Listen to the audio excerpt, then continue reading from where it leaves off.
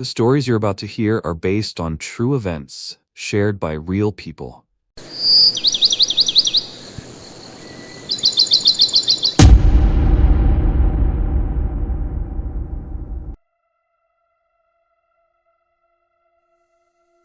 Before I tell you what happened, I should give you some background.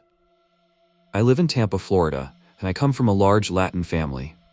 Growing up, my dad used to warn my sister and me that if a stranger ever tried to take us, we might never see him or our mom again. So we had to fight back, or we'd be killed. It was a family tradition to celebrate Easter at Al Lopez Park.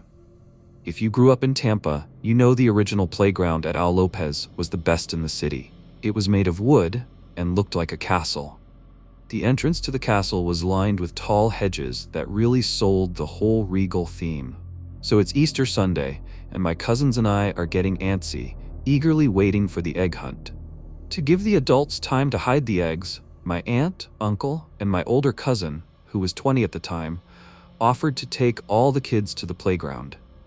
After about 20 minutes, my grandfather let out his signature whistle, which meant it was time to head back to the pavilion where the rest of the family was gathered. My aunt did a head count to make sure we were all there, and then my uncle and cousin said we were going to race back. I was in last place, running through the hedges, when a man, who looked eerily similar to the kidnapper from Dennis the Menace, jumped out of the bushes and grabbed me. I was already out of breath from running and instantly terrified. At first, I looked up, thinking maybe it was one of my older cousins playing a prank, but that fear hit me hard when the man looked down and said, "I'm taking you to your mommy. You wouldn't want me to make her cry, would you?" That's when I started screaming and kicking as hard as I could. Thankfully, my aunt wasn't far behind. She saw what was happening, started yelling, and ran straight toward me. My uncle must have heard her, because just as my aunt reached me and yanked me away from the man, my uncle arrived a few seconds later. He took off chasing the guy into the wooded area near the playground, but unfortunately, the man got away. To this day, I still have nightmares about that moment.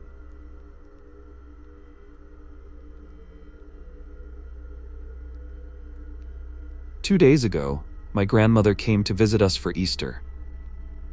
While we were talking, she mentioned that she thinks she's being watched by her neighbors. I asked her what made her think that, and she said that every time she's in her bedroom trying to sleep, she keeps hearing someone saying her name. At first, I thought, okay, she's 86 years old. Maybe it's just her imagination. But then she said she recognizes one of the voices. It sounds like the neighbor's wife. The voice reportedly keeps saying things like, "Get out of your bed," and "Don't sleep too long." I could tell she was genuinely worried. I asked her more about these neighbors, and after some general conversation, she told me that one time after a stressful encounter with them, she saw the man walking through his backyard with a gun, staring at her.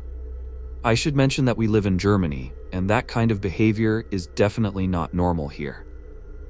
She also said he's a former Bundeswehr officer who was discharged for mistreating soldiers.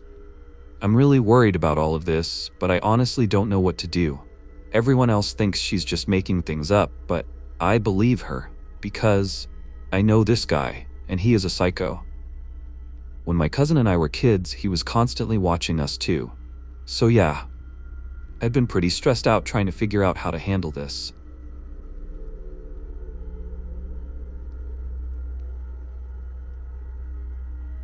I had just gotten out of a really awful relationship with a guy I had been living with for 3 years.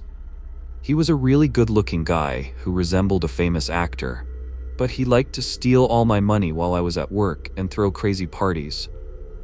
I got tired of his stealing and coming home to find strangers passed out all over my house, so I left him. I didn't want anything except for my stuff, and I let him keep the house and cars I bought him. I just wanted my peace of mind back. I moved back in with my grandmother. I'm her favorite grandchild, and she spoiled me like she always does. I had recently reconnected with my best friend, Taylor, who I had known since kindergarten. I was hanging out with Taylor on my back porch one morning when the topic of relationships came up. Taylor is gay, and we often talk about guys together. He asked if I was seeing anyone, and I told him I wasn't. It had only been a few months since I left the manipulative ex, and I didn't think I was ready to trust anyone. Taylor said he knew the perfect guy for me. I said I didn't think such a person existed. He begged me to meet him. I reluctantly sighed and told my grandmother I was going on an adventure with Taylor. We talked as we drove, and he told me that this guy had been in love with me since we were kids. He said it was this little boy, Alex, who used to follow me around. I told him that I thought Alex was much younger than us. He explained that Alex was just short, like me. He called Alex and told me to talk to him. I did, and he seemed really sweet, but a little airheaded. We showed up at his house, and he was very good looking. He was also incredibly kind, had a steady job, his own car, and even owned a small business. We started hanging out a lot and eventually began dating. He bought me gifts like expensive jewelry and designer sunglasses. He said his girl only deserved the best. I told him I couldn't accept all these gifts, but he would just leave them in my car or purse when I wasn't looking, so I learned to take them. He constantly called me and wanted to talk for hours. He also insisted I call him when I got home. I thought he was sweet and just wanted to make sure I got home safely. The reality set in quickly. He introduced me to his entire family just a few days into our relationship. I usually don't introduce guys to my family unless we're serious, but whatever. Upon meeting his mother, I found out that it was her house and that he lived there with her. I also learned that he didn't have a real job except doing odd jobs for his father. I was shocked. He also lied about his age. I was 24 and he had just turned 18, like the day or so before we started dating. I was so upset that I didn't know how to feel. He begged me not to leave him and asked me to take him to my play rehearsal the next day.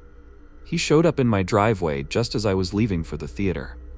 Taylor drove him there and told me we needed to sort things out. He said if Alex was gay, he'd be all over him, and not to leave him over a few small lies. The entire drive was awkward. I didn't want to talk to Alex. I wanted him gone. He pulled out a diamond ring and tried to propose to me. I told him no, but he slid the ring onto my finger anyway. He said I needed to think about it. I got to the theater, and things just went downhill from there. He embarrassed me in front of my friends with his ignorance and childishness, and threw a tantrum when my other best friend, Jake, gave me a piggyback ride. He stormed out, and then his mother started calling to check up on him. I decided I was done. After rehearsal, I had a friend drive him home. I tried to give him the ring back, but he wouldn't take it. I left and went to a bar with my fellow actors. I told him that was why I had to take him home so early. On the way back, I saw flashing lights in my rearview mirror and heard yelling. Taylor and Alex were following me. I pulled into the bar, and Taylor threw Alex and me at each other, yelling that we needed to talk. I broke up with Alex. As he threw a tantrum, I walked into the bar with my friend. I spent the night at Jake's for a few days. When I returned home, I had tons of harassing phone calls. He called me and my grandparents every few hours. He even had Taylor help. Everywhere I went, he was there. He stalked me at home, made me run from a theater during a movie, and followed my car. Taylor helped him do all of this. He pulled a gun on my family while we were outside during Easter. I was helping the little kids hunt eggs. He cruised by several times, then pulled his gun. He slowly crept by with his gun pointed at us. I filed a restraining order that day. I moved in with Jake so he would leave my grandparents alone. I went nowhere without at least 2 guys with me at all times.